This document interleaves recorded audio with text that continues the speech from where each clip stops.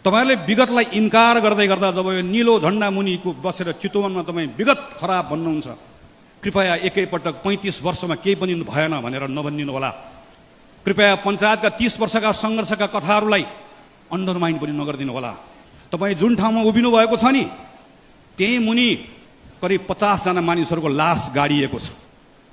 2018 सालमा पञ्चायतको सरकारले काटेर गाडेको छ, त्यही मुनि उभिनु भएको छ। तपाईले भोलि कार्यक्रम गर्ने ठाउँ पनि त्यहाँभित्र पनि थुप्रै साथीहरू गाडिएका छन्।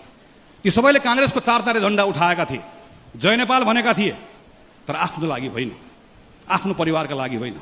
टाउको काटियो, रेटियो, तर तिनले बोलेको त्यो कुरा तपाईको लागि थियो, मेरो लागि थियो, डेमोक्रेसीको लागि थियो। आज नीलो झण्डा फहराउन तपाईले पाउनु भएको छ। एकपटक झण्डा फहराउँदै गर्दा भुइँमा हेर्नु होला, चितवनको भुइँमा पनि हेर्नु होला, त्यहाँ अलिअलि रातो छ। त्यो रातो थुप्रै त्यही शहीदको रगतले लगाएको रातो थियो। त्यसलाई तपाईले बिर्सन पाउनुहुन्न, हामी कसैले बिर्सन पाउनु।